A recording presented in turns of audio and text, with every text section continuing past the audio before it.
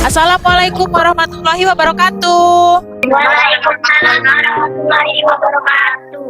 Selamat pagi semuanya. Pagi. Apa kabar? Alhamdulillah.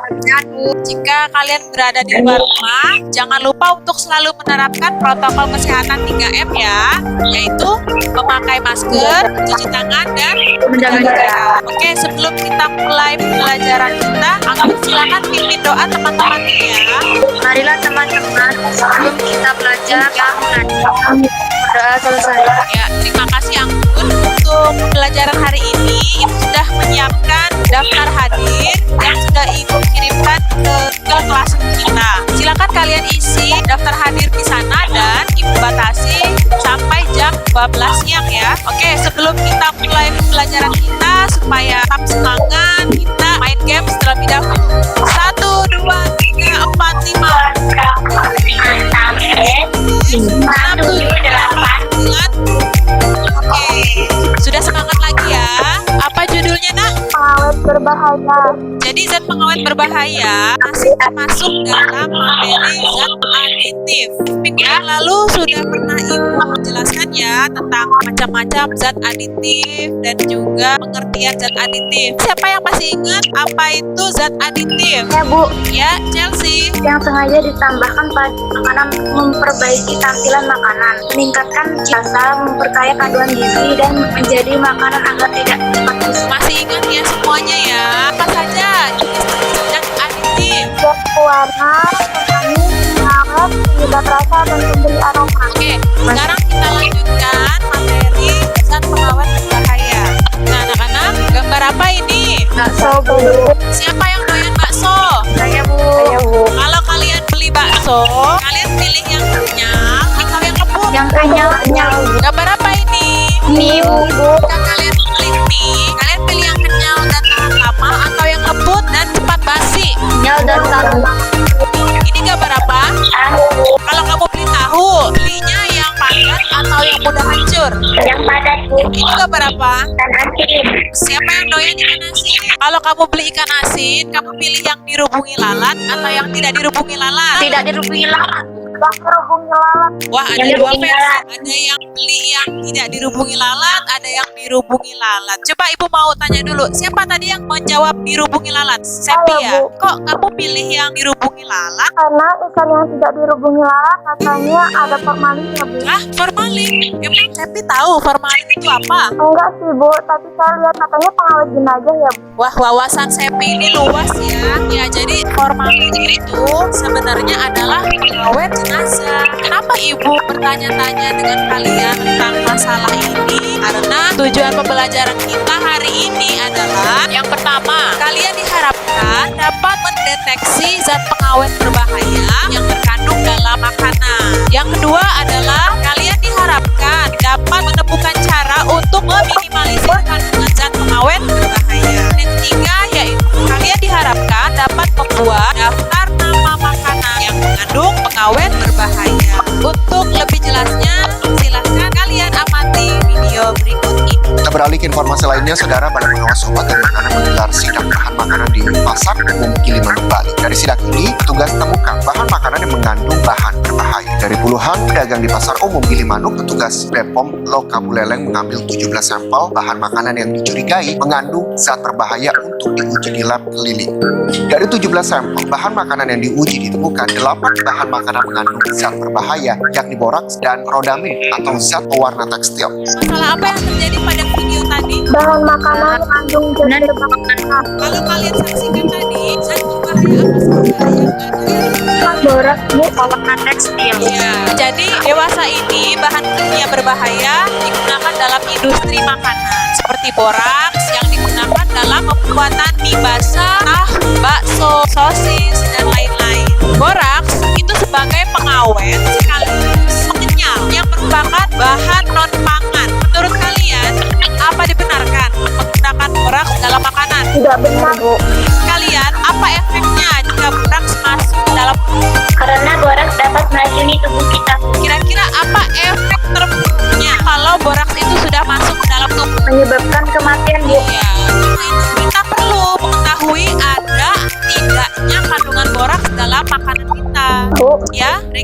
Bagaimana cara mendeteksi kandungan borak dalam makanan, Bu? Nah, ini dia pertanyaannya. Bagus ya Regina ya. Jadi selama ini pengujian boraks dalam makanan harus dilakukan di laboratorium sehingga memerlukan biaya yang mahal dan juga waktu yang lama sehingga tidak terjangkau oleh masyarakat. Jadi anak-anak, hari ini kita akan mendeteksi kandungan borak pada makanan-makanan yang ada di sekitar kita dengan menggunakan bahan-bahan alami yang ada di sekitar kita. Ibu sudah membagi kelompok. Kemarin sudah Ibu informasikan melalui WhatsApp dan juga Ibu sudah menginformasikan bahan-bahan apa saja yang perlu kalian siapkan. Kelompok 1, Anggun, Chelsea, Faiza. Kelompok 2, Sudah, Bu.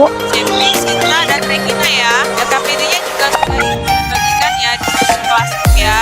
Kalian ditugaskan mencari literatur dan mengembangkan ide kreatif pada penyelidikan boraks dalam makanan. Ya, kelompok 1, Bu ya. Kami pakai 4 jenis makanan, boleh ya, Bu? Ya, boleh nak. Silakan. Kalian pakai makanan apa saja? Bakso, sosis, nugget nih, Bu. Ya, silakan dilanjutkan kerjakan LKPD-nya ya. Bahan makanannya terserah kita kan ya, Bu? Iya, terserah nak. Rencananya kalian pakai ini kan apa? Pakai kunyit, Bu. Kenapa pakai ini? Karena yang paling mudah dicari. Anak siapa kalau kasih Tuhan? Kelompok 1 ya.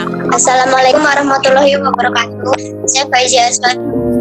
Akan mempresentasikan hasil percobaan kelompok kami. Ya. Kami menggunakan alat dan bahan parutan, sendok, mangkuk, dan tusukan gigi. Bahannya air secukupnya, kunyit, bakso, sosis ayam, dan nugget mie. Kami menggunakan indikator kunyit karena kunyit sudah tersedia di rumah. Dokumentasinya telah kami kirimkan melalui WA. Saya Faiza. Saya Anggun. Kami akan menguji makanan yang mengandung boraks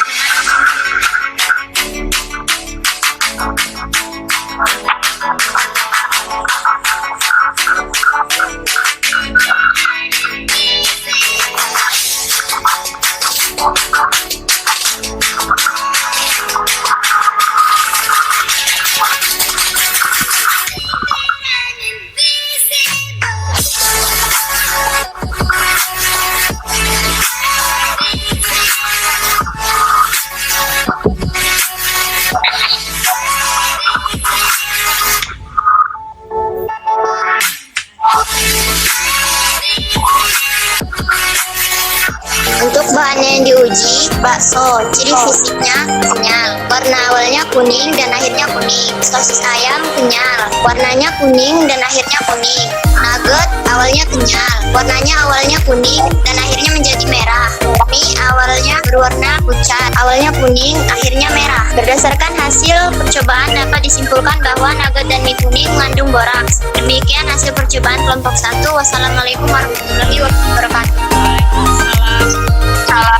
Wah, bagus sekali ya hasil presentasi dari kelompok 1. Tangan semuanya untuk kelompok 1. Assalamualaikum warahmatullahi wabarakatuh.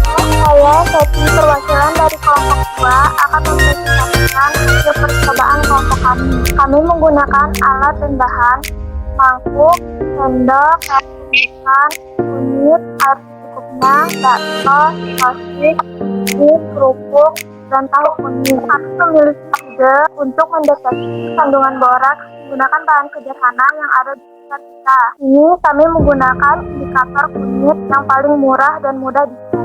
Seperti yang dilihat pada tabel data, beberapa bahan yang diuji mengandung boraks, bakso, sosis, dan kerupuk. Sedangkan mie dan tahu kuning tidak mengandung boraks. Untuk videonya, kami telah kirimkan melalui WhatsApp.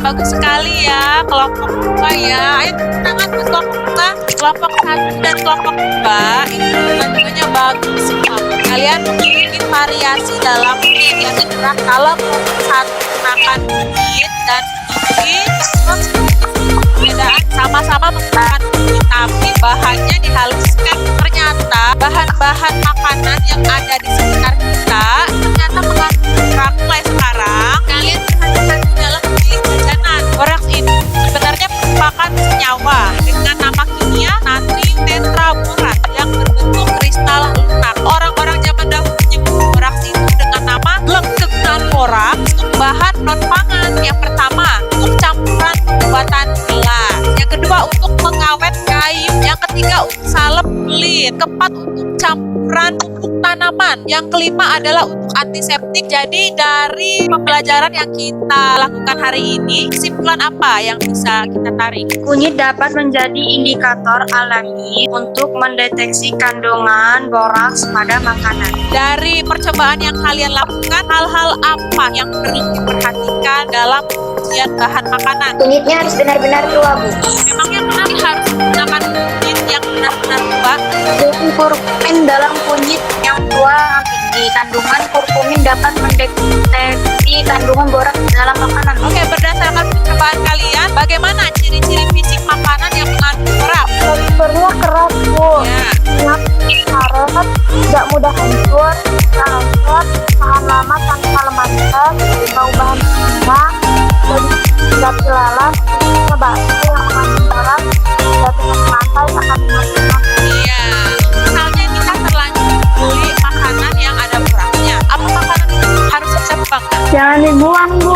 Makanan yang mengandung boraks dapat kita kurangi kandungan boraksnya dengan direbus di air mendidih selama 15-30 menit, lalu dicuci lagi dengan air bersih. Apa sudah dipastikan kalau boraksnya hilang, Nak? Sudah dipastikan berkurang, Bu. Bahkan hilang, Bu. Kami telah merebus bakso dan sosis yang mengandung boraks, lalu kami uji kembali menggunakan kunyit. Ternyata sampel makanan tidak menunjukkan perubahan warna. Jadi ada nggak cara lain gimana supaya bakso kenyal tapi tidak menggunakan boraks? Ada nggak bahan pengganti boraks supaya makanannya awet dan sebagainya? Penggunaan boraks sebagai pengawet dan pengenyal makanan dapat digantikan dengan bahan alami seperti air abu merah dan air kapur sirup. Sekali ya.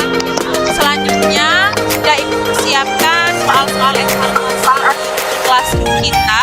Silakan nanti kalian kasih soal-soal dan ibu batasi waktu usianya sampai jam 12 siang ya. Tindak lanjut hasil pekerjaan kalian, ibu minta kalian buat poster yang berisi daftar makanan yang mengandung boraks, berisi pula bahaya boraks bagi kesehatan, dan selanjutnya berisi cara meminimalisir kandungan boraks dalam makanan. Dan silakan kalian rencanakan percobaan untuk mengawetkan makanan menggunakan bahan-bahan alami yang aman bagi kesehatan. Silakan lakukan minggu depan pada pertemuan selanjutnya ya. Dan juga persiapkan pelajari materi selanjutnya, yaitu materi zat adiktif. Sudah sampai kita di akhir pelajaran, silakan aku pimpin doa lagi teman-temannya ya. Marilah teman-teman kita berdoa. Berdoa mulai, berdoa selesai. Mudah-mudahan apa yang kita pelajari bermanfaat dalam kehidupan kita dan juga bagi orang-orang di sekitar